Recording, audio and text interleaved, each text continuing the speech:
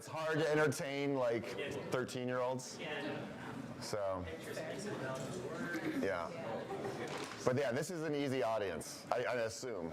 You're not going to be hard on me, right? Stand up before it starts, right? Stand up, you're good to humor us?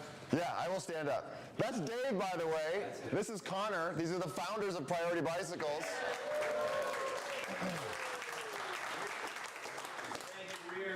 It's an honor to have you all here. It's an honor to have Ryan here always, and Dana. It's a especially good day with Dana. There she is. Yeah. Thank you all for being here to be part of this. We're so happy that everyone's here and that we're talking about riding bikes. We're talking about riding bikes. Having fun. Actually, we probably won't talk much about bikes. We're going to talk about connection in the world and humans and nature and all the stuff that bikes transport you to, right? Remember the Lance book, It's Not About the Bike? That's the only thing good ever from Lance. I mean, the title of that book is awesome. It's not about the bike, and I believe that. It's not really about the bike. Are we going to try to do this? We're live. Are we live? Yeah.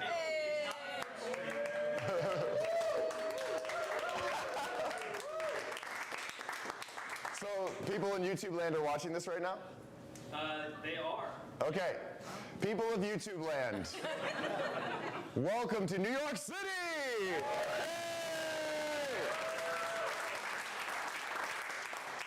I'm glad that you are all here in Internet land. We have about 2,000 people here in the Priority Bicycles headquarters. It's quite an honor, but we will be taking questions toward the end, you Internet people, so ask some questions and we'll have somebody get them to me. And thank you for being here. I love you, YouTube people. But for the most part, I'm going to be addressing the people in the room tonight and all of your beautiful faces and smiles. This is a dream come true, and I've said this many times. To be able to stand in front of you and to see your faces, to see the people who watch my videos on Sunday mornings or maybe Sunday afternoons if you live in Europe.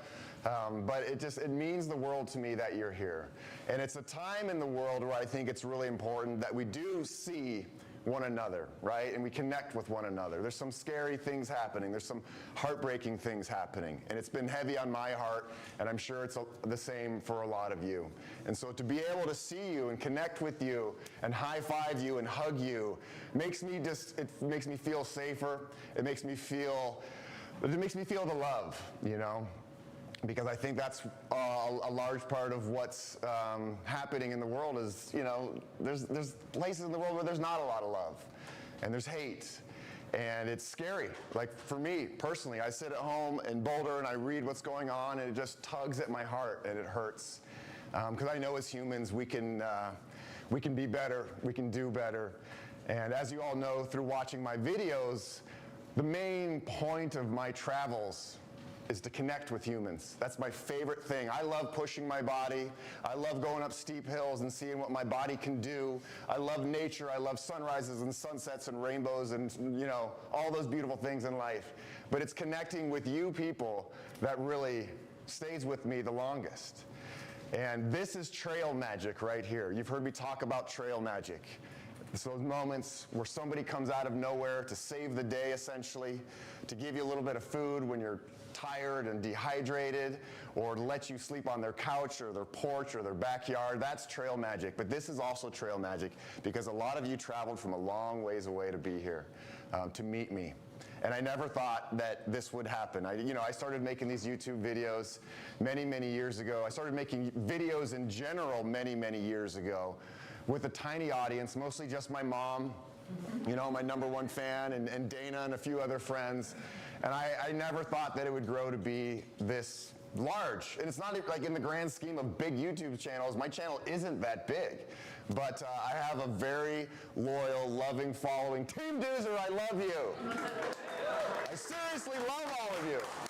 It makes me so happy that you're here. So I want tonight to be fun and interactive. I don't want to just stand up here and talk at you all day like I'm some sort of professor, because I'm definitely not eloquent enough to do that. But I want you to ask questions. I don't want you to say, hey, I remember that one video. Tell me about this and what was happening behind the scenes. And are you really always that positive and happy? And the answer is yes, I'm always positive and happy. Always. Nothing gets me down. Nothing phases me. As we all know, that's not true. How many times have I cried on my YouTube channel? A lot. Yeah, a lot. A lot. So much so that maybe some of you are like, okay, here we go again. Yeah. But I would like to call out a few people. Dana has come all the way from Boulder. Stand up, Dana, to be with us here today. Dana, come here, come here. So the YouTube people. Say hi to the YouTube people. They're there? And they're there. There's a camera there. Yes. So. Hi, you guys. Yay, Dana's here. Ryan got me back out. Yes, I did. Dana, as you know, is one of my favorite humans on planet Earth. You know, it's interesting, I never thought that I would have a 62-year-old lesbian best friend, but I do. That's right.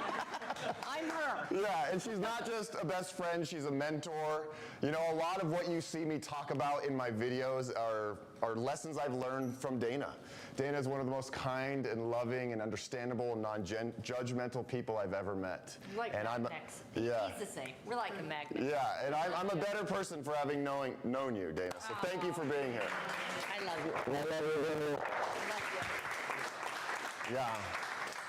You know, it was a few weeks ago, we were, organizing this event and the adventure ride for tomorrow, and I was asking Connor how many people had signed up, and he's like, we have a couple spots open. And I was like, well, I'm going to see if Dana can come. And I didn't think she'd really be able to come because flying to New York is kind of a big deal. And I texted her, and within seconds, she's like, I'm in. And so she's here today for the first time to go on an adventure with us tomorrow. So it's going to be very exciting. Yes. Thank you, Dana. I also want to thank, I said it earlier a little bit, Dave and Connor from Priority Bicycles. You've changed my life. You truly have. I met them in 2016, right? Yeah, 2016. Yep, and so a lot of you may not know this origin story. I'll make it quick, but I was invited on a press trip, and a press trip is where a PR company will invite journalists to come cover maybe a hotel or some attractions or whatever it is. And at this time in my career, I had done enough press trips, and I didn't really want to do any more. But they're free and you get to stay in nice hotels, so of course, that's why people do these press trips. And they said, we would love to invite you to the wonderful city of Minneapolis in February. And I was like, I already live in Colorado, it's cold enough, I don't need to go to a colder place. And I finally decided to say yes, because they're like, we're working with a new bike brand that's releasing a new bicycle. It looks pretty interesting, and we know you love bikes. So I decided to go on this press trip to Minneapolis in February, and it was as cold as it could be. It was like, negative sub-zero temperatures, and that's where I met Dave and Connor. They were releasing a bike called the Continuum at the time. Some of you might have the Continuum. Nobody does? Gosh. Just kidding. And we just connected right away. Not as like business partners by any means, but as friends. And I could just see right away that these guys were my homies. These guys were my friends. And they were doing something cool with the world. I love anybody who creates bicycles and puts bikes into the world. And Dave, at the very beginning, was like, I just want to see more people on bikes. I think the world would be a better place if more people are riding bicycles. And the whole mission of Priority is low maintenance bicycles, so people can stay on those bikes and ride them for longer, because a lot of times we'll get a flat tire on our bike and it'll sit in the garage for like 6 months, right? You're like, oh, my bike is broken. It's like, no, it's not really broken, you just have a flat tire. But Priority bikes never ever break, which is amazing. I don't know why you're laughing. And so that's their goal. And I was like, these are my people. And slowly we built up a relationship, and here we are now, and I'm incredibly grateful to you both and your entire team. They have a wonderful team of people here and in Pennsylvania at the warehouse, and just really good quality people, And so they paid for these burritos, so say thank you.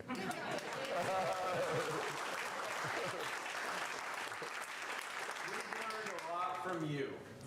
So we appreciate you being part of the Priority family. Yeah. And we learn from you every episode, and we love being part of a sliver of your journeys. Yeah, well, thank you. It really means so much. It really does. Like, this is the dream. I'm going to keep on saying it all night, but this is a really special moment.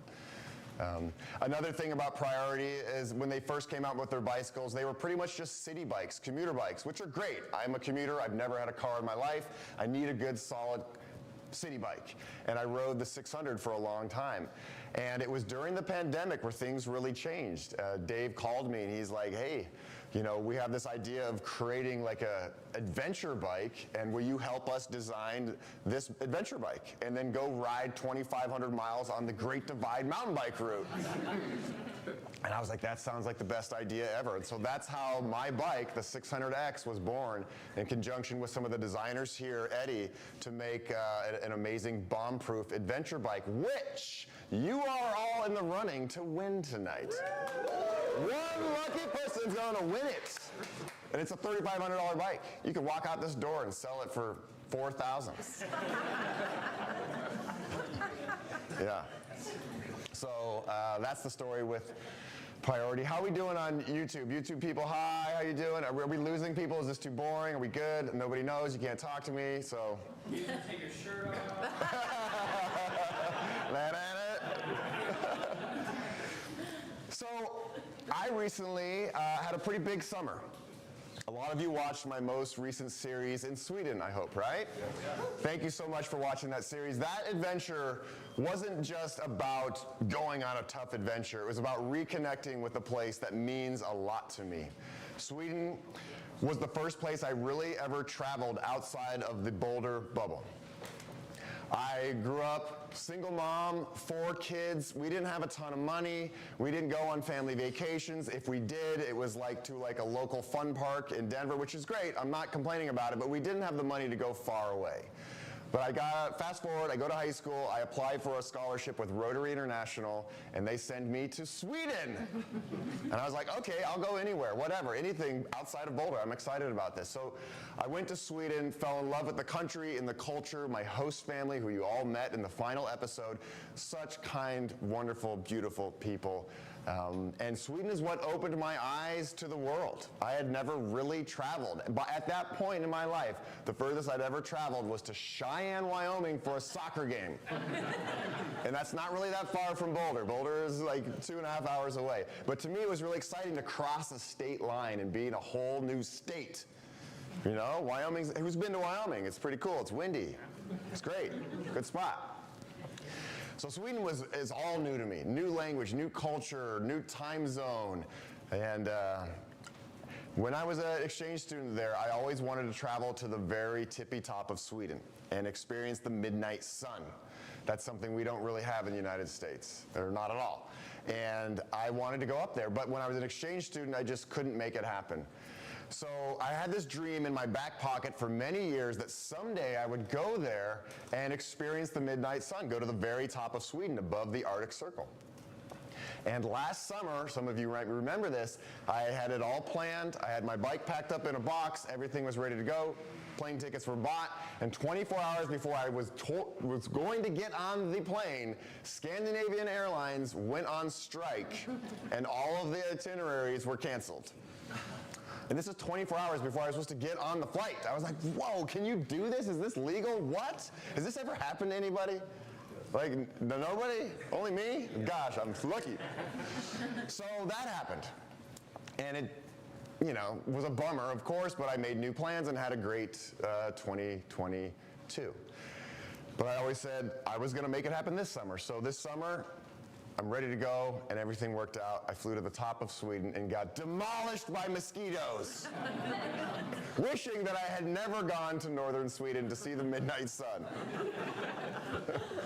It was interesting up there. It was fascinating. I mean, it's just woods up there for as far as the eye can see. I flew up to a town called Kiruna, which is the northernmost city in Sweden. Put my bike together in a hotel. And at the beginning of adventures, you're always a little jet lagged, and you're like, what am I getting myself into? You're a little spooked. For me, I'm not a good planner, so I'm in the moment trying to figure out how to use my brand new Garmin computer. And it's like, you should have done this a long time ago, Ryan, but of course you didn't. So I'm sitting in the hotel trying to figure out all these technical intricacies. And, it's just one of those moments where you're like, okay, here we go. I'm just going to see what happens. And that's what my adventures are. I set out every day, and I don't know who I'm going to meet or what I'm going to eat or where I'm going to sleep on the side of the road. I just get on my bike, and I go.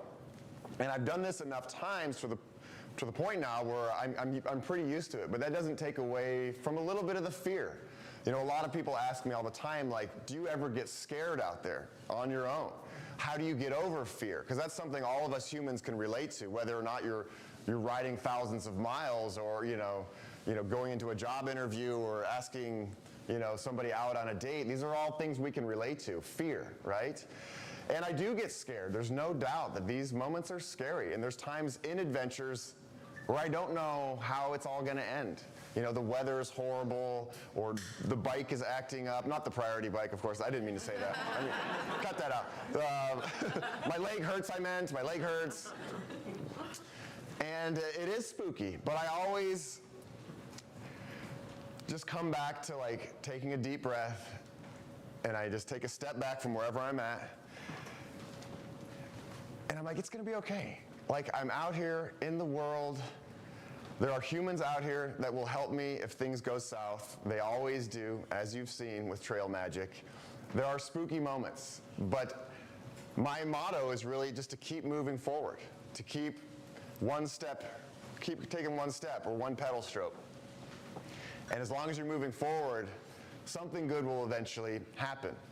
And that's how I get through tough times in life. Whether I'm on a bike or I'm putting together a video that's hard to edit, and I don't quite know how I want to finish it or tell this story, I take a step back sometimes and just take a deep breath. And I realize that it's important, you know, it's my livelihood, but it's also not that important.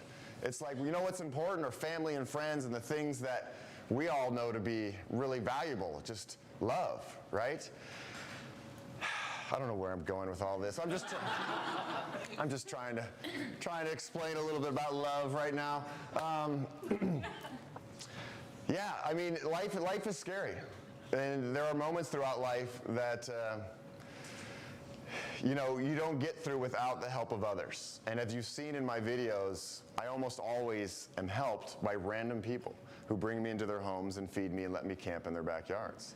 And then we have these connections and these moments. And now I have friends all over the world who I've met, and I'm still in touch with people. If you remember in the Swedish videos, I stayed at a house in the state of Dalarna, and they're the first couple I stayed with. And she still writes me all the time. She's like, I love watching your videos, it's so fun. And today she sent me some photos from that part of Sweden. They got their first snow today. Can you believe that? It's already snowing in northern Sweden, which is crazy. And I've told you about the story with Danny and my necklace, right? Everybody knows this story. I met Danny in West Virginia. I was riding a cruiser bike across the country in 2009. Long story short, because I think a lot of you know it, he picked me up off the side of the road. He brought me into his home. Very simple man. He had been a coal miner since he was 18 years old. At this point, I met him, he was about 55. Just a kind soul that wanted to help me. And he fed me macaroni and cheese, I'll never forget. He's like, man, I got macaroni and cheese and some Crystal Light for you. And I was like, sweet.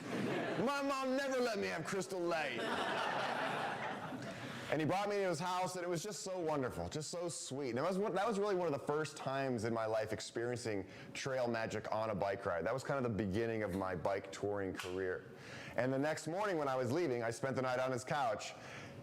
He knew that I was about to head up some very steep mountains for the rest of the day. And he goes, man, I don't envy you. You're gonna go up some pretty steep hills here today. And he took this necklace off of his head and he put it onto mine. And he said, keep this necklace with you always. It stands for courage, wisdom, and strength. And if you remember those three things, it will get you through just about anything in life. And that's my man, Danny. And I'm still in touch with Danny. I call him on his birthday and on holidays, and he's doing great in his house over there in West Virginia. And the world seems smaller and the world seems safer after having biked to all these places and met these wonderful humans. You know, you've seen my stories in Mexico, where people in Mexico bring me into their homes. And Cuba and where else, everywhere I've been. I mean, it's never not happened. And if you want to hear a funny story, so Swedes are amazing people. I love Swedish people, but they're kind of reserved. And it takes a while to like break that barrier and become pretty friendly with them. They're not like Mexicans or Americans, like, oh my God, welcome, come to my house. Oh, we can make you whatever you want. Like, we're just kind of more outward with our love and with our generosity. Swedes are not like that at all. And I knew this going into it. I was like, I wonder how this trail magic thing is gonna work in Sweden, because it's just not similar to other places where I've been. I wonder if I'm gonna meet anybody who's gonna help me out, or if I'm gonna even need help. And of course there were. You met them all in my videos, but I got an email the other day from a Swede saying, I do not know the country that you're traveling in. I live in this country. He's like, the people you are meeting, the experiences you are having, I have never had this happen to me. It was funny, and in a way it was kind of a compliment, I guess. He's like, I'm 11th generation Swede. We don't even invite our neighbors over. Like, he's like, and he was really skeptical about it. He's like, did you pre-plan this? Are you telling the whole story? What are you leaving out? And I was like, what you see is what you get in my videos. Like, I just randomly met these people, and I wouldn't ever be bold enough to walk up to somebody and say, hey man, I need some dinner. But I'll go up to some people towards the end of the day. Maybe I'm working through something. Maybe I'm, tired and I just need some shelter. But I would walk up to these people and be like, hey, my name is Ryan, and I'm speaking Swedish, so that kind of helps with the barrier there. And I've been riding in the rain all day, and I'm just looking for like a barn or something that has like shelter so I don't have to sleep under a rainstorm tonight. And then the Swedes would hem and haw and like, oh, I don't know, there's anything over. Yeah, no, they're like, wait a second, I have room in my house. Why don't you just stay with me? And that's how they happened. That's how every single one of them happened. One guy was out in his backyard watering his flowers. One guy was going to get his mail, and I got him. I knew it. I was like, oh, that guy looks like a nice guy. And it doesn't always work. There are times where I walk up to people and I'm saying, hey, is there a place to camp that's safe here? And they're like, no, I have no idea. See ya. Which is fine. It's fine to say that to somebody. But I kind of addressed this in one of the videos where trail magic does happen. And there are moments in life where somebody just comes to the rescue and you don't call for it, and they're just there, and it's magic, right? I'm sure some of you have experienced some of this. And there are times in life where you do need to ask for help. And those were moments in Sweden where I did need to just do something a little awkward and walk up to somebody and say, hey, so here's the situation. Like, I'm super tired and I need a safe place to put my tent for the night. Can you help me out here? And I think, and I truly believe this from traveling all over the world, and some of you who have also traveled the world, like, humans love to help other humans. Humans love that feeling of connection and being able to be useful to somebody. And so I think there are times in life where you have to ask for that trail magic to happen. And 9 times out of 10, it will happen. And then it leads to something even better than just getting a roof over your head. You're invited into their homes, and they feed you a meal, and you get to know them. And then soon enough, you're like invited to their daughter's wedding or wherever it is. There was one time in Baja, Mexico, the first time I did the Baja Divide, which was my first true bike packing experience. Bike packing, I kind of define it as more of like off-road. Of course, I had been bike touring before that, which is like pavement and road. But bike packing is a little harder because you're on back roads or you're mountain biking, and it's really bumpy and it's rocky and dirt, and you're a lot more remote. And so it was the first time I did the Baja Divide in 2017, and that ride just beat the crap out of me. I'm sure some of you remember those videos. And I was just at the end of my rope. And I didn't quite know what to do. And it was the first time I ever considered quitting a ride. Usually when I start something, I finish it. I'm very stubborn, and I make sure I get from A to B. But this was the first time in my life where I'm like, I don't know if I can do this anymore. Like, physically, I was destroyed. I had horrible saddle sores. And the fun wasn't there for me anymore. And there are times in life where it's okay to say, you know what? I did enough. And it took me a long time to come to terms with that and to say, I am not going to finish this ride. I'm not going to get to the end. The story is going somewhere, I promise. I roll up to a rancho in Baja in the middle of nowhere. off a dirt road. We're not near any cities or anything. And I asked these people if they have a place where I can just set up my tent. Because I usually like to set up my tent in places where there's other humans nearby, just to have somebody looking after you. Of course, I've stealth camped many times where you're like in a city park or hiding, and I don't sleep as well when I'm stealth camping because I might wonder if somebody's gonna come up to me. But I like to just essentially get permission to be where I'm at. And I asked them if there was a place where I could camp, and they said, yeah, of course, look how much land we have. This is a rancho, like camp wherever you want. The Mexicans are so cool. And so they invite me to camp, and they have a shower actually that I can use, and I'm so happy because I just had one of the toughest days of my life on my bicycle, and I felt so defeated, and I had just quit to myself. I was like, I'm done. I'm gonna camp here and then hitchhike to a town and get out of here. And they're like, it just so happens that it's our son's 18th birthday and we're having a giant rodeo party tonight. And you're now all of a sudden the guest of honor, gringo. And they're bringing me plate after plate of food, and I'm eating things that I never eat, and I'm drinking Coca-Cola, which I don't usually touch because it has caffeine, and I don't need caffeine. And it was amazing. I was like part of this family's gigantic birthday party. The members had traveled from all over Mexico to be here for this son's 18th birthday. It was a big deal. And sure enough, they had a full-on rodeo, and they were out roping the cows, and it was really exciting. It was fun to be part of that. And so, like, if I hadn't, gone up to these people and asked them for the help, I would never have had this amazing cultural experience that I never would have had. I would have just ridden by and maybe hidden behind some cactus somewhere. But now, those people, I'm still in touch with them. They live about halfway down the Baja Peninsula. And, I think about them all the time. And if I go back there, they would be like, oh yeah, there you are. I forgot about you, crazy white boy. Welcome back, And, there's so many instances of people coming out of the woodwork like that just totally hook me up, and it just makes me happy. I feel like I've kind of talked enough of my spiel here, and I know a lot of you have questions, and I want this to be interactive so we're not just sitting here. So if anybody has any questions about the Sweden ride or about RAGBRAI this summer, did RAGBRAI, my more recent adventures, the Oaxaca adventure from January with John and Mira.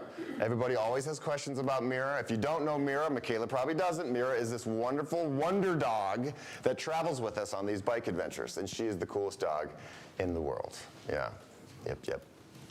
Any questions so far? Here we go. I got a mic for you. Oh, this is so that YouTube people can hear you. We're gonna do some questions now, YouTube people. There you go. So the question I have, are you going to be doing something in 2024 with Sean and Mira? Don't you love me enough? We love you a lot. I always have to be with Mira. Just kidding. Yes, I will definitely track them down somewhere. John and Mira are currently on a worldwide tour, riding their bikes all over the bike. Mira doesn't have a bike. She's a cool dog, but she's not that talented. They're riding around the world, and I will definitely meet them from time to time, which is great. For the next 5 years, they're going to be doing this, so I will try to pop in and meet them whenever I can, because they are such. It's always funny. I don't know what to say. They're wonderful people. No, John is a wonderful human, and Mira is a wonderful dog. They're wonderful creatures, and I love them. And riding with them it makes me feel safe, one, because a lot of my adventures are alone, and John's a very capable outdoorsman. He's Canadian. Any Canucks here? Here we go, right on. And Mira is just so fun. Like, after a really hard day on a bike, which happens if you're bike touring, you're just so tired and you're whooped and you don't even want to put up your tent. But then Mira comes out, she's like, hey, do you want to throw me a stick? Let's have some fun. So it's really just exciting to have a dog with you at all times who is just always in a good mood. So I absolutely adore riding with them, and I'm grateful that I met them in 2020. I met them right before the pandemic in Baja. So this is kind of cool. I quit the Baja in 2017, halfway through. And I went back to finish Baja in 2020. And that's right when I met John and Mira. And one of my YouTube people out there commented saying, if you had finished Baja like you had originally planned, you probably never would have met John and Mira. You know, the world works in mysterious ways, and I truly believe it. And now John's one of my dear, dear friends, and you know, Mira really, we grew up with a family dog, and the dog was pretty annoying, and I didn't really like it all that much. And people always ask, oh, do you ever want to get a dog? And I'm like, no, I don't really want a dog, because they're annoying and they bark all the time. And then I met Mira, and so Mira is really who I attribute helping me to fall in love with dogs again, because Mira is just so special. And you all know this, right? Mira is just so wonderful. Yeah, so I will find John and Mira, and the adventures will continue. Yep. Any other questions? Here we go. Yes. So you did the Swedish Divide tour. Yeah. When are we going to see you doing the rest through Europe? And Good question. Where do you stop then? Yeah, good question. Where are you from? From Boston. Oh, wow. Okay, right on. Originally from Germany. So Okay, I was going to say, that is not a Boston accent. I was like, from Boston. I know people in Boston have the heavy accents, but I haven't heard that one. That must be from like north side or... So when I went to Sweden, my goal was to ride what's called the European Divide, which is modeled after the Great Divide, which follows the Rockies all from Canada all the way down to the border of New Mexico. And Europe wanted to have one too, so they're like, we're gonna just create a divide, and that's essentially what they did. And so the divide goes from the top of like Norway through Sweden all the way through, Denmark. It goes like all the way down to Spain is where it starts. And I would love to ride the entire divide. And I think a lot of you know the reason why I got off the divide this summer in Sweden. It was infested with mosquitoes. That's where they all were. They were in the deep woods in the middle of nowhere. And I had never in my life experienced anything like this. And all the Swedes had warned me before I went on the trip, like, just so you know, there's a lot of mosquitoes up there. I'm like, I don't care, it's just a mosquito. It was horrible. It was one of the most uncomfortable things I've ever dealt with in my life. When I ride my bike on tours, I like to stop every now and then and stand over my bike and just like eat a bar and chill out and look around. Or, I have a camera in my hand, I'm gonna go film some pretty flowers or the things you see me do, or my drone. I could never stop anywhere without mosquitoes just getting all over me, and it was so annoying. And of course, it hurts a little bit, and just talking about it gives me the willies. And so I got off the European Divide because of that reason. And once I got onto more civilized roads, there were way less mosquitoes. So if you were watching out there, or if you can hear, never go to northern Sweden in the middle of summer, unless you want to deal with mosquitoes. It's cool that it never gets dark. I never saw darkness ever in Sweden when I was there. Isn't that wild? Yes. I would get out of my tent at 3 in the morning to pee or whatever, and it would look like daylight. It's trippy. It's crazy. Yeah, so I will be back and I will do the full thing one of these days. Yep. Here we go. Chase is going to give you a microphone so people at home can hear you. Do you have advice for getting my non-biking, non-camping family to sign up for RAGBRAI? Oh, yes? Does your family like pie? And good food and partying and good times and 20,000 sweaty, stinky people? That's what RAGBRAI is all about. You know it. I do.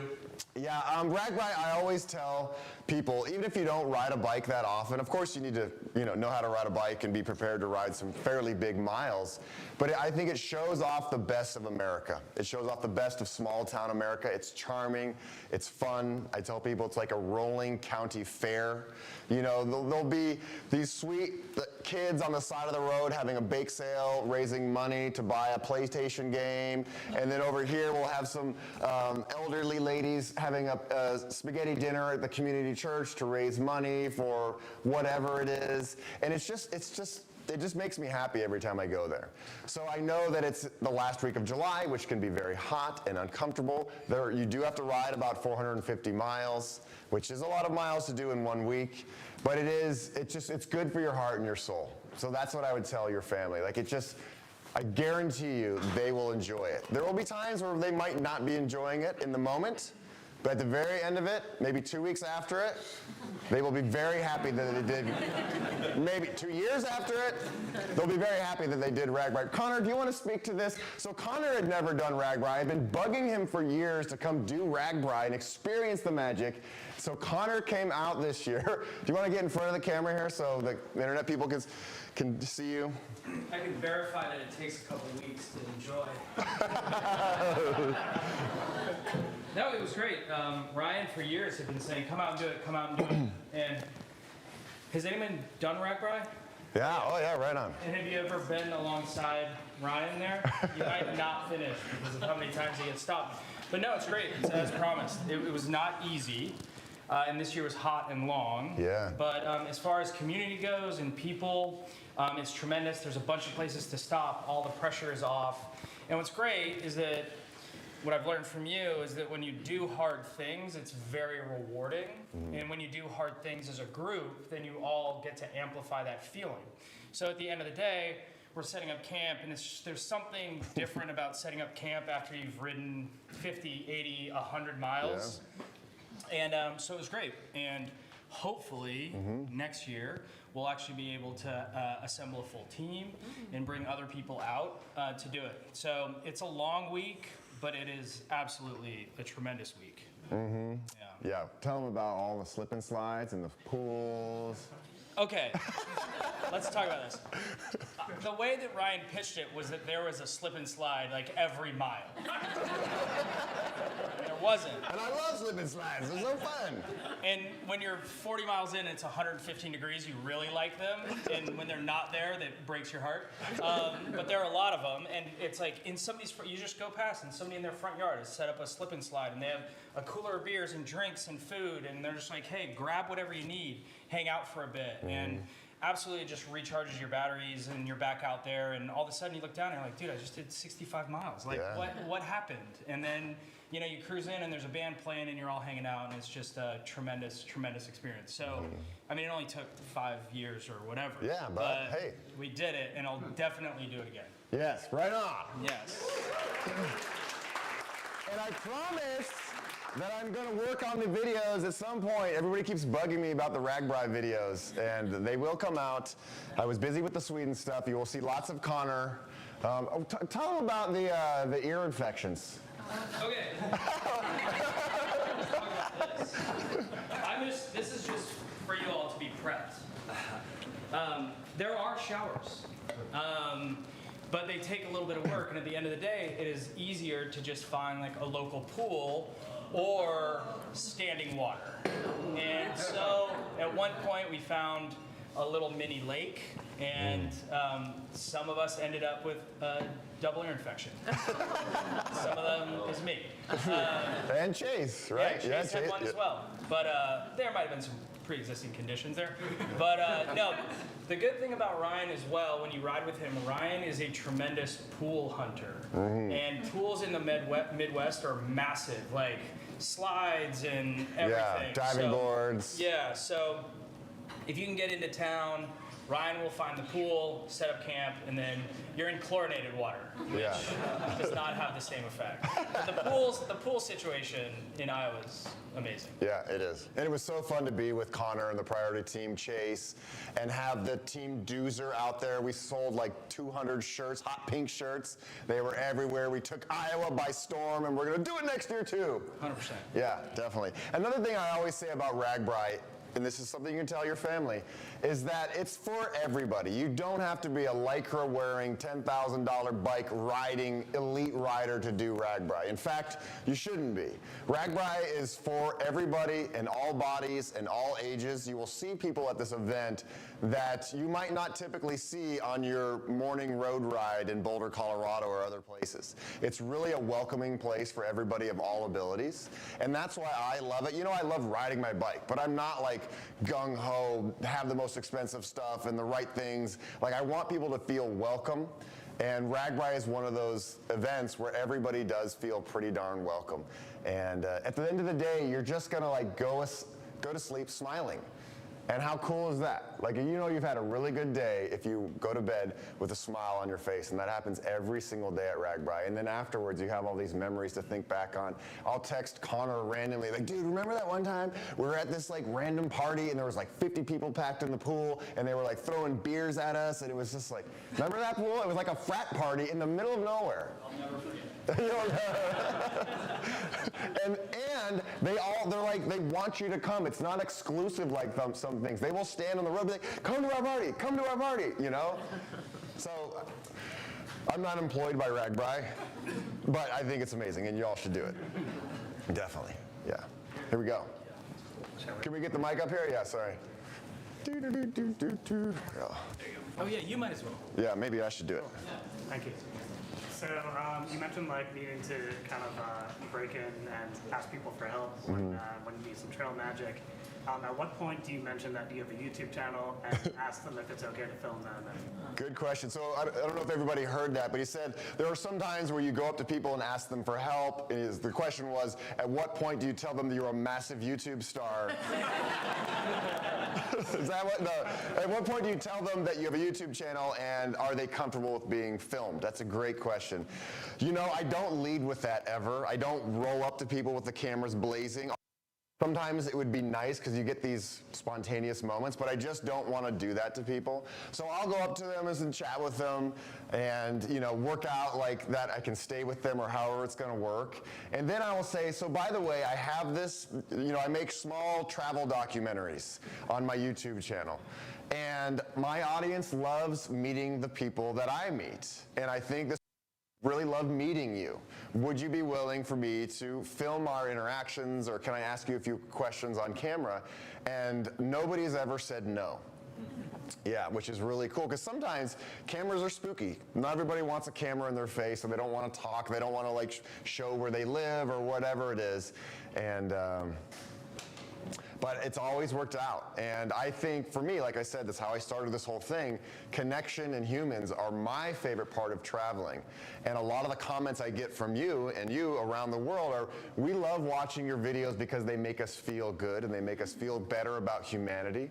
You know, I get countless messages and emails from people outside of the United States who say, hey, you know, I watch the news and your country is off the wall and it's scaring me, or whatever's going on in the United States at the time. And they're like, but then I watch your videos and you show me a completely different side of this country that I don't see in the news. So thank you for showing me a piece of America that we don't see on the mass media.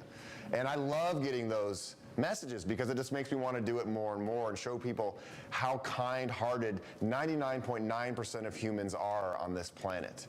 And I think the more we do that, the more people will feel safe going out into the world and risking things. So, you know, it can be scary to travel. It can be scary to leave your community. It can be scary to travel as a solo woman.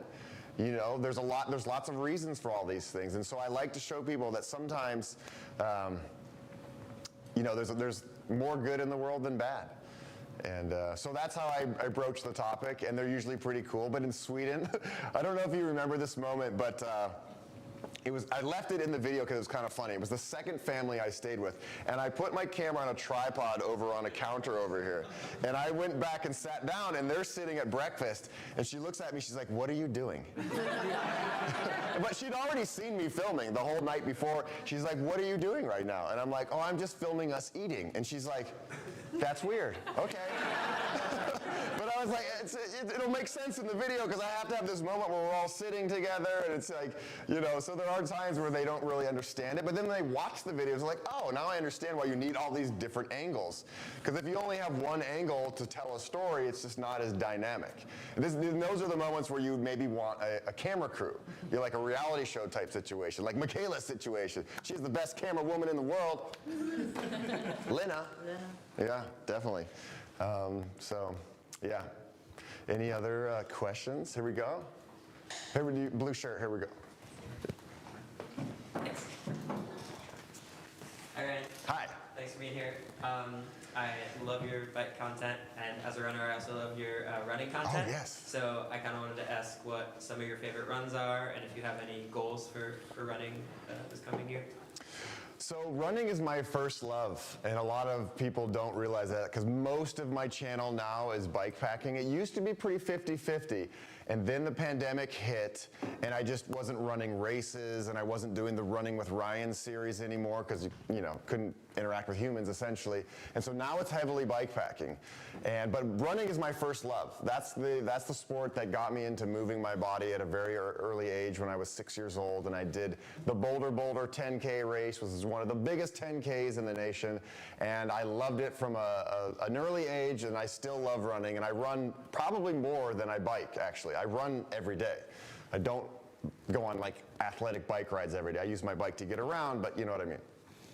So some of my favorite runs, I have really gotten into the ultra scene. I think it's a fascinating journey to put your body and mind through, to go run for 100 miles. You know, and when I was younger, I would run like 10Ks. That was as far as I would go. That's 6 miles, right? And that was really far when I was 6, 7, 8 years old. I could never have imagined someday running, you know, 100 miles. But for me, running those races, it's a journey from start to finish where you get to see all the different phases of the day. You get to the sunrise and the sunset and the heat of the day and the stars at night. And yes, it's hard, absolutely way harder than biking physically, to get through some of those low moments and everything aches. You know, on a bike, when times get tough, you can kind of just coast or just chill, right? But on a run, like, you're moving your own body and you got to keep going.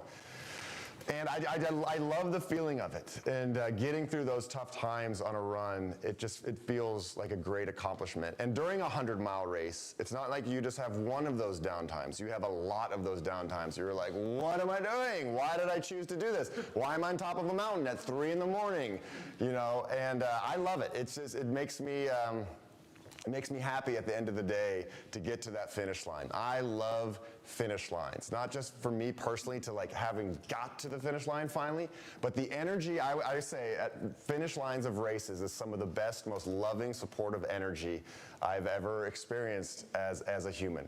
You have the families that are there waiting for you and cheering you on. You have people who have dedicated maybe months or even years to getting to that point in the finish line, and the battles they have gone through to get there.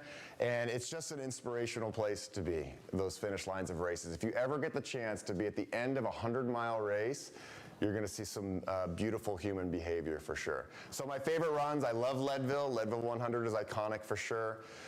I would also say I love the Burning Man Ultra Marathon. That is one of the wackiest races I've ever done in my life. People are dressed up in costumes, but the spirit is the same, even at the Burning Man Ultra. It's the first ultra I actually ever did was the Burning Man Ultra in 2013.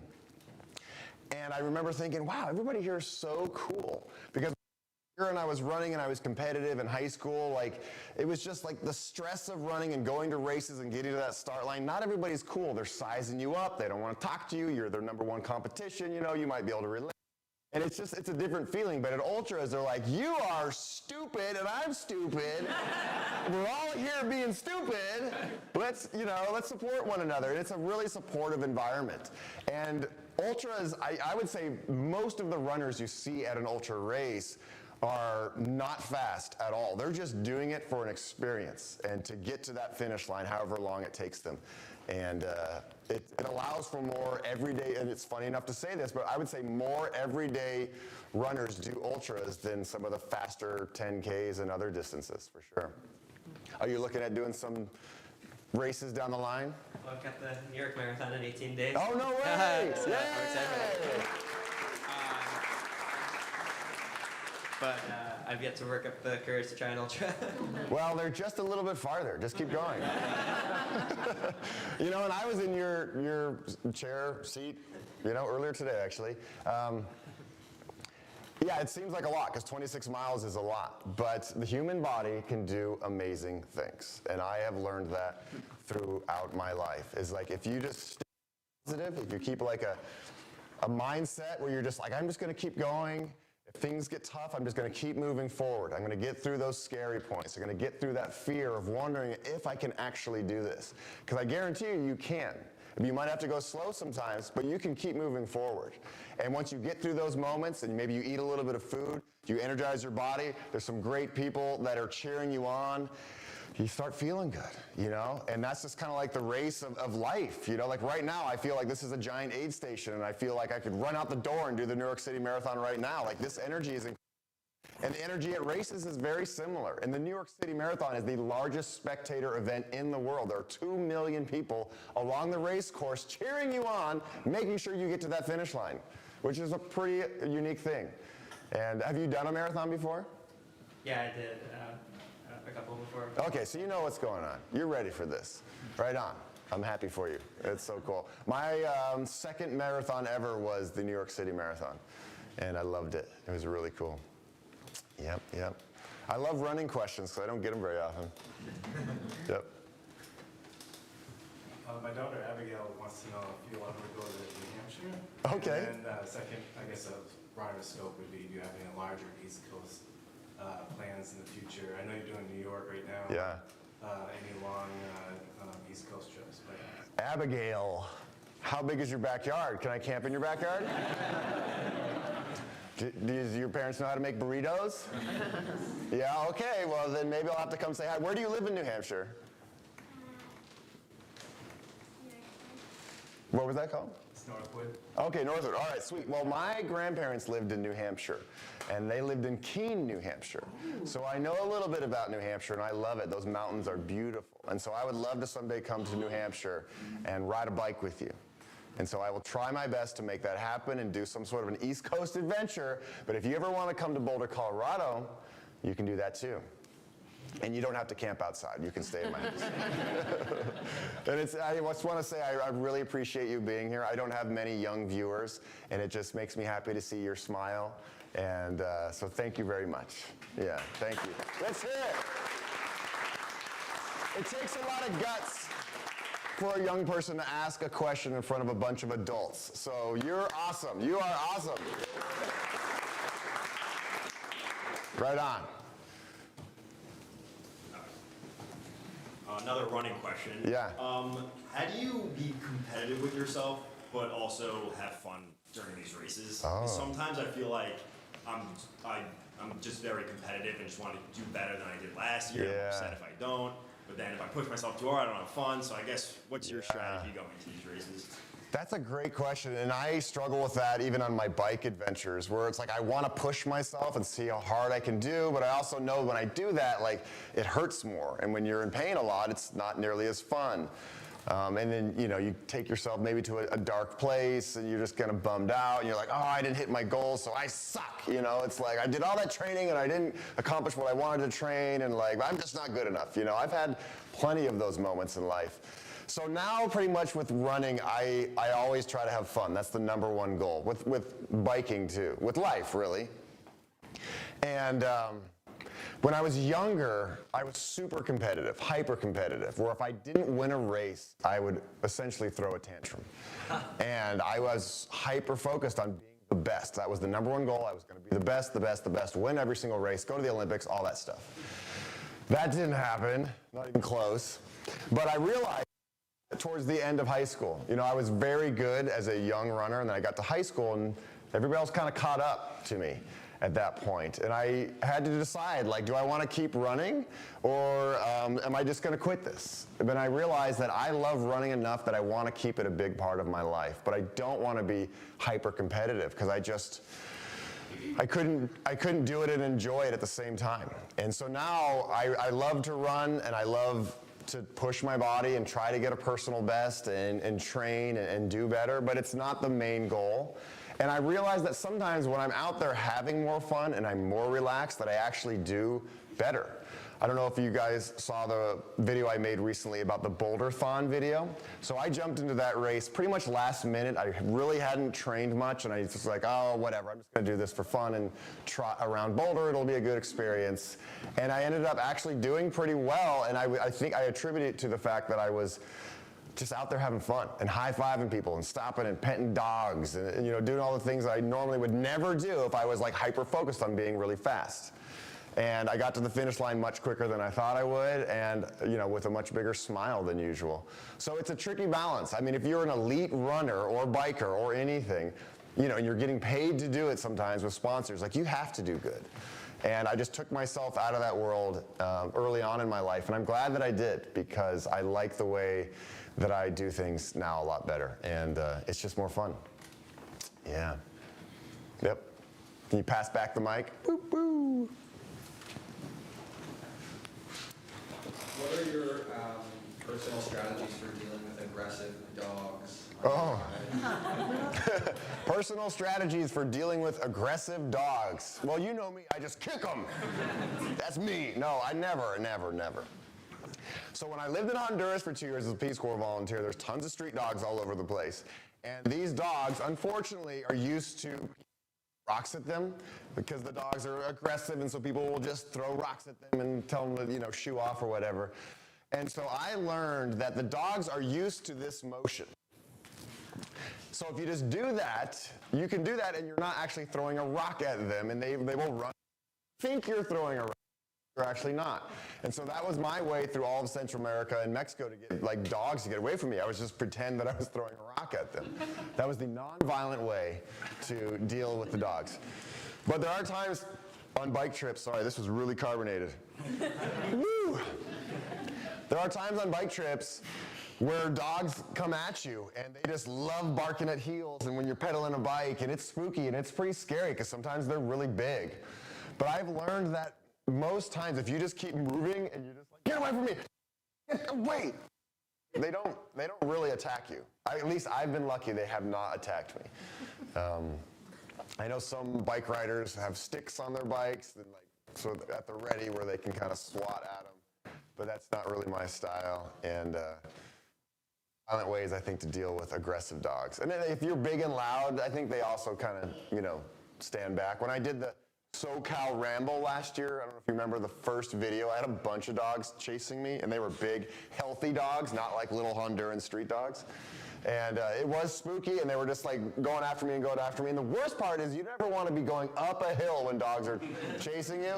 You want to be hopefully going flat or downhill. And in that time, I was going downhill, so I got away from them. Yeah. So try the rock maneuver, the fake rock maneuver.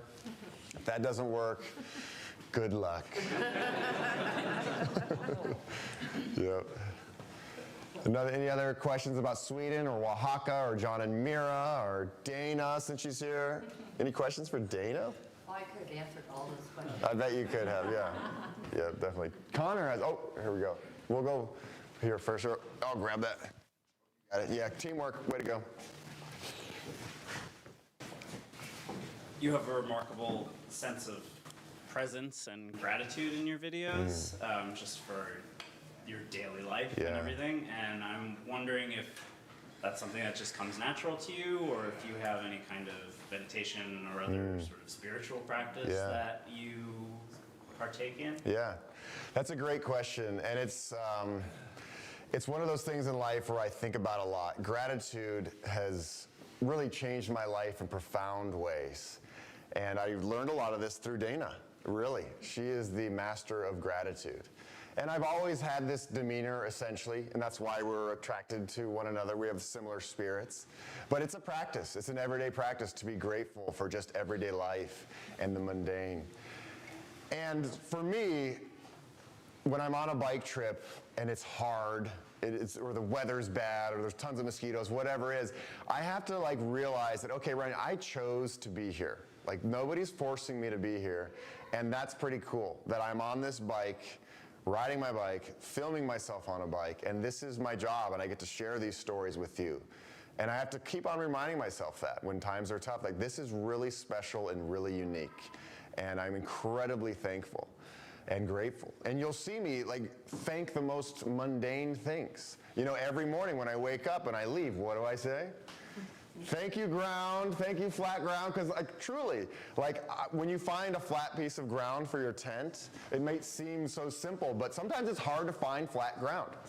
And when I leave in the morning and I see the grass pushed down or whatever, I just have to take a moment and thank the earth and thank the ground. As hippie as this sounds, thank you. I got to sleep there and rest and rejuvenate, and I feel better. And it's I'll never sleep there again in my life. I might not ever even come back to this little camp spot that I've found off the side of the road. And it's important for me to do the gratitude practice every single day for all the little things. Right now, I'm really grateful that I'm here with you. I'm getting to meet you in real life. This is really special. And I'm grateful that I get to wake up every day in Boulder, Colorado, and hear the birds chirping out of my window. And I'm grateful I live in a country where I'm pretty safe, and I don't have to worry about bombs or people coming after me, especially these are things that I'm thinking about right now that's going on in the world. And I'm grateful that I got to grow up in a community that inspired me to do things outside of the box and to have a family who supported me and my crazy ideas and teachers and mentors. And so all throughout my life, and I don't know if I always appreciated this in the moment as a young person. I think gratitude's harder when you're young because you just expect things to happen when you're young. You don't realize the beauty in a weird looking cloud, and it's really not until somewhat recently where it's look at that cloud. I can just wow, that is so special, and then the sun goes down, now the cloud's pink, it's that's pretty cool. Because not everybody has that, Not everybody has the comfort to appreciate the little things in life and the beautiful moments in life and friends and family. So it's definitely a daily practice. Because there are some times I am not always happy. I am not always jolly. There are times when life is tough and hard and dark and scary, and I don't know the next step or what I'm going to do, or I'm moving through heartbreak. Or, my career has been very tricky from the very beginning. Michaela can relate to this. It's hard to create your dream job from scratch when you don't know the roadmap to get there. Am I ever going to make money? Am I always going to live in my mom's basement at age 37? Am I ever going to have enough money to pay for health insurance? All these things that are really scary. It's can I really be a YouTuber? Can I really film my bike adventures and share them with the world and make money doing that? That's what I want to do. That's my passion, because I want to bring value to the world and hopefully inspire all of you to get up off your couches and challenge yourselves in different ways. But is that really possible? Can I do that and make money? And so this is the trials and tribulations that I've dealt with throughout my entire life. And it's a tricky path that I chose, for sure, but I am so incredibly grateful for it, because all of those experiences and all the hard times has got me to where I am today.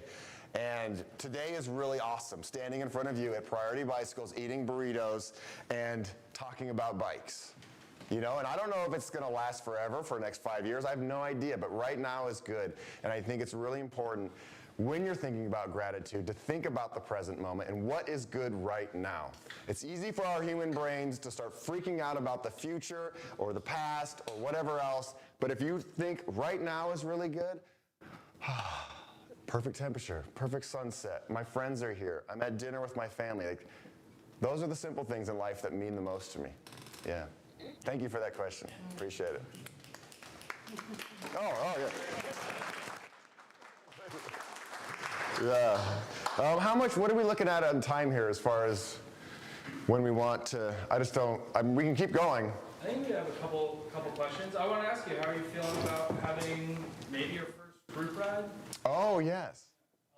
Here. But tomorrow, first group ride, leaving out. How are you feeling about having a crew and an overnight? Yeah, so a lot of you people have been bugging me for years to lead some bike tours and bike adventures, and I just haven't done it because it's a lot of logistics and work. And I called up Connor and I brought up this idea a few months ago. He's like, let's make it happen. Let's do a group ride. And so tomorrow we are setting off at 8 in the morning. Who's all coming?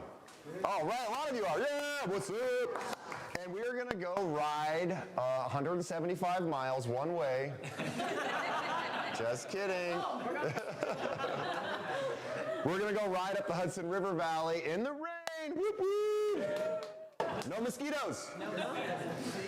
I'm excited for it. I think it's going to be exciting because, again, like this moment connecting with you is amazing, and I think it's going to be fun to like have a fairly intimate small group this weekend and go for a bike ride and hang out and have fun and sleep under the stars and thank the ground when we wake up in the morning when it's all muddy.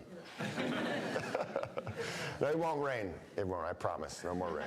It's funny, this summer I have like, rain has been chasing me everywhere. It was like the rainiest spring ever in Boulder. Then I go to Sweden, and it's like super duper rainy the entire time. And then I'd go all the way out to the Nevada desert where it never rains to an event called Burning Man, and it dumps on us for 3 days. So rain has been my teacher, and I spoke about this in the videos. Like hard times teach you a lot about life and how to get through them and how to move through them with grace. And sometimes you don't move through them with grace, and that's okay because that helps you learn for the next time. Life is just a constant barrage of things that don't always go your way, and that's okay. Because when they do go your way, you're going to really feel gratitude for the good times, right?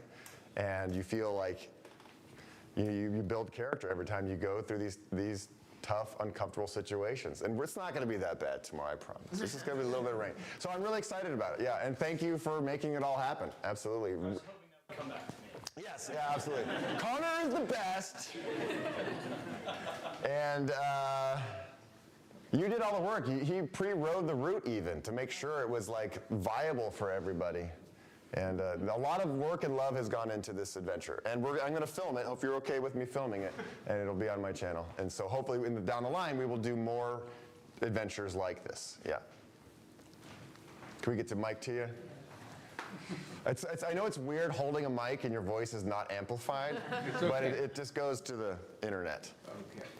So Ryan, all of us here appreciate your videos. We see the end result and everything, but we all know, and I know personally, it takes a lot to put a video together and to get it up on YouTube and edit it and all that. Could you talk a little bit about, your process and how long it takes you so we'll really have an appreciation of, this wonderful, masterpiece that comes out as a video? Yeah.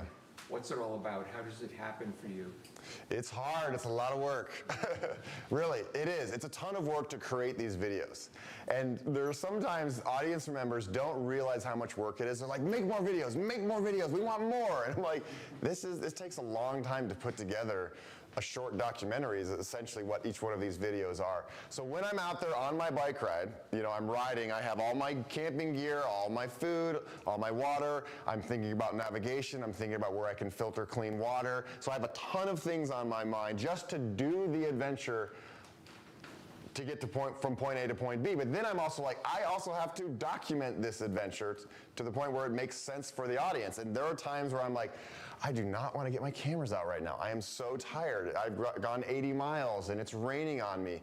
But in those moments, I'm like, okay, if you don't get these shots, it's going to be very hard to tell the story, or at least the story is not going to be nearly as impactful if you don't stop and take the time to set up the camera on the tripod and run back with your bicycle and then ride your bike in front of the tripod and then pick up the camera and the tripod and pack it and do that over and over and over throughout the day, and then get the drone out and then interview people. I mean, that's, again, I love meeting people. Like, there are times where it's like, it's so much energy to like get out the cameras and be like, hey, give them the whole spiel. I have this YouTube channel, and it's tough. But I also know that it's my job. It's how I make a living. It's also fun. It's fun to be creative. It's fun to get the cameras out, even when it's, you're tired. It's fun to like get shots of like pretty flowers, and I'll be behind my camera with my helmet on, and I'm like, oh my God, this is gonna be so cool. And it's just like a dandelion, but I've got like some great focus on it or something. And so, yeah, it's a lot of work just to get the moments. And then you're talking about making sure the cameras are all charged every night, and my tent looks like this like mobile production studio, and there's cables and wires everywhere, and it's raining, and like you gotta, everything working and microphones working, and so it's like a ton to keep your mind on when you're out there. And then when you come home, you have all the footage, and you're like, okay, now the real meat starts. Editing takes forever. So when I'm home, that's like when I work like my 9-to-5 job. I wake up, go to the computer, start looking at all the footage, and it's building the stories for each one of these adventures. And it takes time, and I'll edit, and then I'll go for a run to clear my mind. And when I'm on these runs, I think about, oh, I'm gonna do things this way. I'm gonna move this pot to over here. I'm gonna oh, that's a great song. I'm gonna do this here. And so I'm constantly thinking about how I'm gonna put it all together, because I want you to enjoy it. The goal of my videos is to make them entertaining, but also educational and inspirational. And so all these three things are always on my mind, and all the different elements. And there are some times when I get home and I start editing and I realize that in the moment I thought the audio was working, but it's not. And so sometimes I have footage that just sucks. And I'm like, oh crap, how am I gonna tell the story now knowing that this audio with this person or whatever it is isn't even there? So then maybe I think about, oh, I gotta do some voiceover here, and that's like the creative process, and it's fun. It's not always fun in the moment, but at the end of the day, when you're tightening it up and you're like building it, you're like, yes, this is so good, I can't wait to hit the publish button and put it on YouTube. You know, that's exciting. And there are sometimes I put so much work into a video, and I think it's gonna just go viral. I'm like, this is the one, finally, man, I'm gonna go viral, and it doesn't do anything. And there are sometimes I make very simple videos that go bonkers. And so I don't have control over how YouTube works and the algorithm, and it has to do with making titles and sexy thumbnails and all that stuff. And so there's a lot that happens in YouTube. And at the end of the day, I don't really care if a video goes viral or not, or even gets a lot of views. Like, if I feel proud of the content that I'm putting out there on YouTube, that's good enough for me, And I know that my core viewers, like all of you, will probably enjoy it and comment on it, and it means the world to me when you do comment and you say nice things. It's like, yes, all right, I'm touching people, because that's the goal. I want to touch you in some way. I want to inspire you. I want you to feel something. I want you to feel the excitement that I feel when I meet somebody amazing or see a sunrise or a sunset. And so that's a long answer to your question, sorry. But it's a long process. Yeah, definitely. All the way back here, I'll run this to you. Thanks, Ryan. Appreciate you coming out this evening. Just a quick thought and then a comment. First of all, you are the king of B-roll. Nobody can shoot B-roll as good as you. Thank you. Wow, I'm really proud of that. I always wanted to be the king of B-roll. But my question is, I noticed in your early days riding the Priority bike, you ran a dynamo hub on there. Oh, yeah. And now you're not. Any reason why? Yeah, okay. No long answer, but just curious. Yeah, so a dynamo hub, for people who aren't bike nerds, are hubs. That's why I'm not calling you a nerd. No, you can't. Okay. Dynamo hubs are the types of hubs that generate power as your wheel moves, and there's electricity involved, and you can run a wire up to your handlebars and have a light. Dynamo hubs can charge devices. And so our first prototype model of the 600X had a dynamo on it, and I just realized that it didn't do enough. And now with these battery banks that you can buy, you can charge your phone 9 times. And so it was easier, I thought, to just carry a battery bank than do the dynamo thing. I love dynamos. I have one on my 600 that always powers the front and rear light. So wherever I go at all times, there is power. The dynamo we did have on that Priority wasn't the best one, so maybe if I had a better one, I'd be more into it. But the one that we were trying out just didn't do enough. So that's the answer. Maybe in the future we'll get one back on there. But the technology with battery banks now and solar is just incredible. Yeah. Yep. I love going from really deep gratitude questions to dynamo hubs. Do you have a question, or are you just tired? I saw your hand. Now you have to ask a question. I saw it. Just kidding, buddy. High five. Didn't mean to call you out. Do we have any more questions? I do have some things to hand out to you guys. Do we have a question before we get to that? No, we want stuff. Give us stuff. Internet questions? Internet questions. Do we have any internet questions? Do some stuff, and I'll check the... Okay. Sounds good. Dee Dee has a question. Oh, Dee Dee, what's up? Ryan, why'd you write a book and what's it about? Oh, okay. Thank you, Dee Dee. Hello. This is my book that I'm incredibly proud of. A lot of you were here last year. A lot of you have this book. A lot of you are going to buy this book for $24.99 right now at DuzerTV.com. I put a lot of heart and soul into this book. It is the story of my very first bike adventure and how it led to a non-traditional life and following your crazy dreams, essentially. So it chronicles my journey from Honduras to Boulder and how I was a 25-year-old kid, didn't know much about traveling by bike or the world, or I didn't know about trail magic at this point in my life. I just knew that I wanted to do something big and adventurous. And this adventure is what started it all, from Honduras to Boulder. And I look back on this story, these moments, with so many fond memories, and to be able to share it with you in like graphic detail when I have parasites like exploding out of my arm.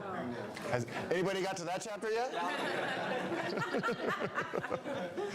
And so it's based on all my journals that I took. I took extensive notes when I was riding home so that I could someday write a book. And I thought the book would come out much sooner, because this is 17 years ago now. But finally, during the pandemic, a lot of us had some free time, and I got the journals out and made this happen. And I'm really proud of it. It's also printed the most eco way possible. A book can be printed in Boulder, Colorado, with 100% recycled paper and algae-based inks. Huh. Did you ever think that could happen? Yeah, so that's the book, and that's why I wrote it. And I know a lot of you have it. If you want me to sign yours today, I have markers and stuff. Yeah, all right, so should we do some giveaways? Yeah. Okay. You know how much I love Pee Wee Herman? I've talked about it on my channel many, many times. I loved Pee Wee Herman, and so that's why you'll hear me a lot going, just like out of nowhere. Is Pee Wee Herman the source of your love of bicycles? Yes, well, I mean, as we know, Pee Wee's big adventure was all about his beloved bicycle, and I led a Pee Wee memorial ride in Boulder, Colorado this summer after Paul Rubens died. Because he truly, I mean, I can laugh about it, but he really meant a lot to me. I mean, Pee Wee was one of those characters that allowed us to be silly and embrace our silliness, right? Because he was one of the silliest ones out there, and I always just adored him. I almost wore my Pee Wee shirt tonight, but the armpits were stained. And Dana was like, don't wear that one. Dana and I are sharing a hotel room, by the way. We're that close. We're cool. So I have these awesome socks. These Olay socks, lots of them, that I made. I don't make any money from these socks. 100% of the profits are going to an organization called Bikepacking Routes, who advocate for more bikepacking routes around the nation and advocating for our public lands. I made it with a company in Boulder, again, made in the USA, and I'm really proud of it. And they say, ole, ole, ole, and then say, get out there. And I have quite a few pairs to give out to you. But I'm not just going to give them to you. We're going to earn this stuff. Okay. This is an easy one. I've said it already tonight many times. What was the name of the town where I started my Swedish journey? What was the name of the town? Yeah, you can win. You got it. I know it's large. I'm going to give you a medium. Yeah, I'm going to give him a medium. Yeah, the town was called, the town where I started my adventure, Kiruna. Dana was like, nobody's going to get these answers. Well, they have to be hard. These are $22 socks. Okay, here's another one that's probably pretty hard. Dana's like, no, nobody's going to get these. I think you will. How do you say hello, everybody, in Swedish? I say that at the beginning of every single video. Hey, allihopa! Hey, allihopa! There you go. Does anybody remember any of the other Swedish words that I taught you over this video series? Any other good ones? What? Chocolate ball? That's not how you say it in Swedish. Chokladboll. That's how you say it. Okay, what is the name of the dance that I did with Mike when I was dancing around the midsummer pole? Something about a frog. Something about a frog. You win. That's good enough. Yay! My friend Michaela here, who has a show on PBS highlighting Dance Around the World, is going to lead us later tonight on the Small Frog song, right? Right, you. Right, yeah. Smågruvorna, smågruvorna, lustiga ett se. Smågruvorna, smågruvorna. You remember that? You guys are like, no, we fast forwarded to that part. I'm looking for a medium for you. I will find it. Can I get a sock helper here, Dana? Yeah. Thank you. La, la, la. Or would you rather have, let's see, a Bluetooth speaker Medium. for your bike? What do you want? You want the socks? Okay, there's a medium one. Good. Right on. Thank you. Okay, here's another hard one, but I think you can get it. What is the first word on page 76 of my book?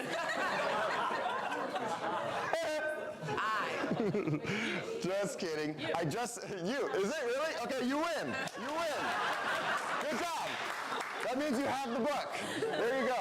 You. Nice. And I just gave you this answer. What is the ink made out of in my book? Algae. Algae, okay, right here. Wait, that's too big. Hang on. That'll work. I'm gonna wear mine. Okay, here's another hard one. Yeah. You gotta leave? Give me a hug. Oh, okay. He's not leaving. What was the name of my guide in Rwanda? Do you remember? Ooh. What? I know somebody's gonna get it. Does anybody in internet land know? Somebody's gonna get this. Started with a C. And it's also abbreviation for a state in the United States. Cali. Right on. Here you go.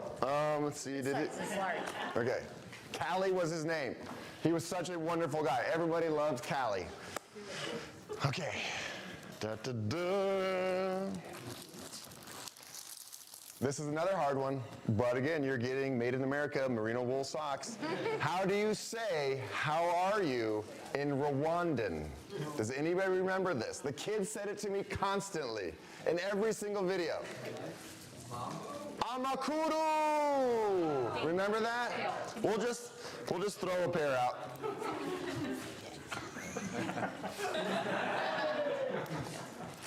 Okay. How many times have I run the Burning Man Ultra? 7. Wait, what? 7. Not 7. 8. You just won. You're too good at this game. You were close, so we'll give you a pair. 7. I've run that race 8 times now. Medium, large. Okay, good. Dun, da, da, da. Here you go. Bam. Bam, bam, bam. What was my first 100-mile run? Oh, John Lena 100. Oh, you just won. Yeah. Okay, well now you really earned him because the first answer was wrong. What is, when I'm out there on an adventure, what is my kryptonite? What do I dislike the most? What? Trucks, yeah. We're going to give an honorable mention over here.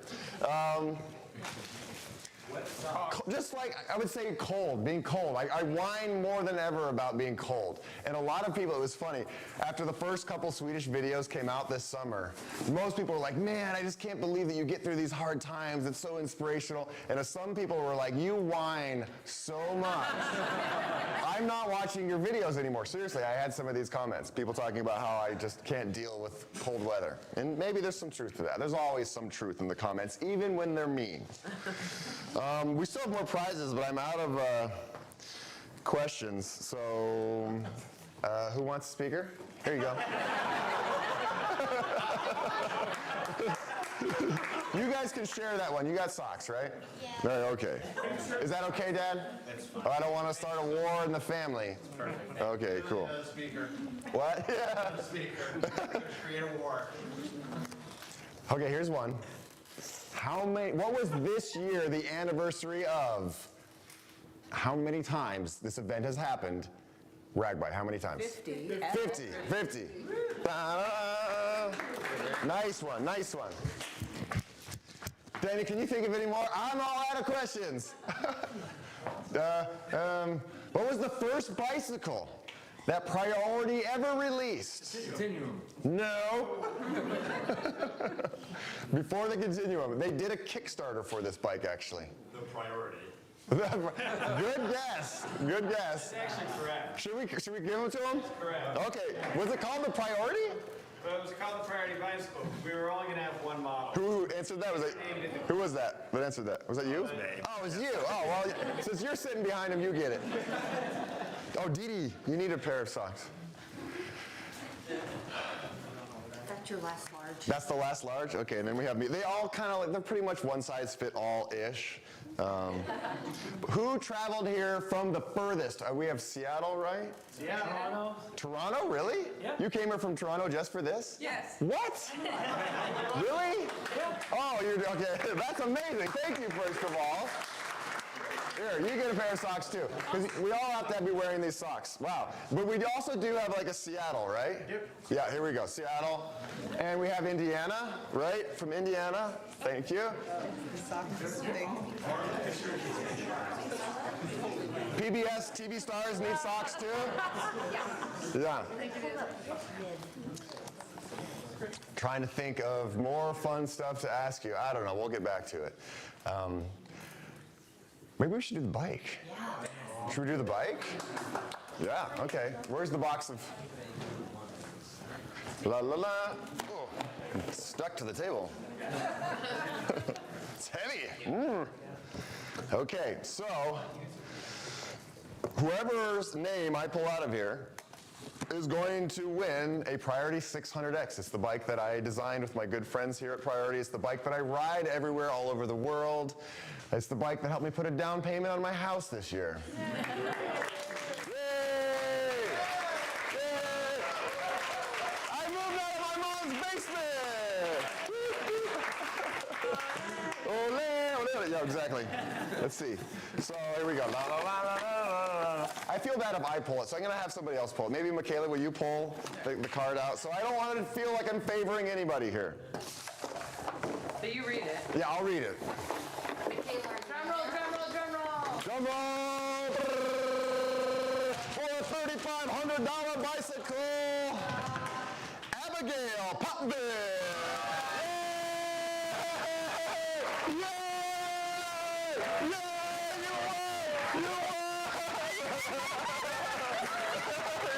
That's so amazing!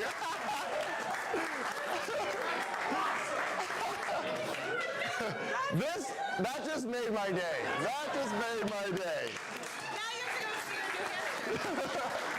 So, I will say though, we haven't made child sizes of the 600X yet, but we will make sure you get whatever bike you want. How's that sound? Are you excited about that? Yay!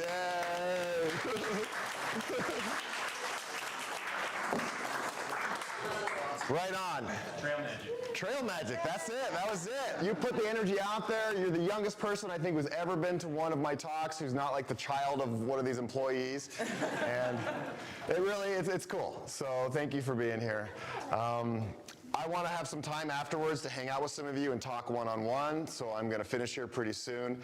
But I just want to say thank you for being here again tonight. It really, truly...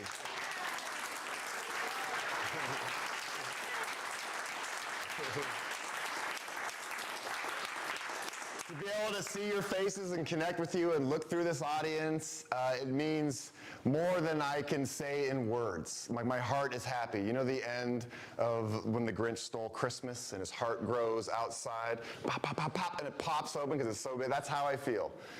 Because this truly is a wonderful moment to be able to see you. Yeah, I agree. Exactly. Thank you.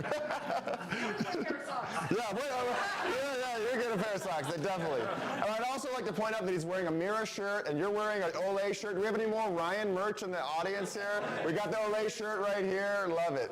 I don't make any money. Priority doesn't make any money off the merch that we sell. We always donate the proceeds from whatever we're making to some sort of nonprofit that's doing good stuff for the world. These shirts here, we gave all the money to the Dream Team in Iowa, who get young kids on bikes who would never be able to afford a bike. They train them and they get them ready to ride across Iowa with us at RAGBRAI.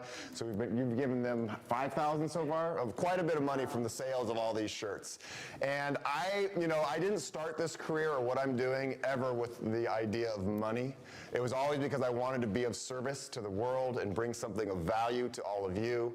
And for a long time, I didn't make much money. That's why I joke about living in my mom's basement, but I truly did live in my mom's basement for a long time. Now I am making more money. It's great. It feels good. And I love being able to share the wealth with people and organizations who can benefit from it. And so you're all part of that. Every time you support my channel, if you're patrons, how many patrons do we have in the audience? Yay! You're awesome. Thank you. It really, truly is a pleasure to be able to create these videos every week for you. Although this Sunday I'm not going to have a video, sorry, because I'm in New York. It's wonderful. And I hope to see you all again another day here in New York or somewhere else. And I wish you all the best and to get home safely tonight. And whoever's coming with us on the adventure tomorrow, we're going to have some fun. It's going to be great. But from the bottom of my heart and from the bottom of all of our hearts here at Priority, we love you. We seriously do. And you know I don't throw that word around lightly. I love you and I'm so grateful. So thank you. Cheers.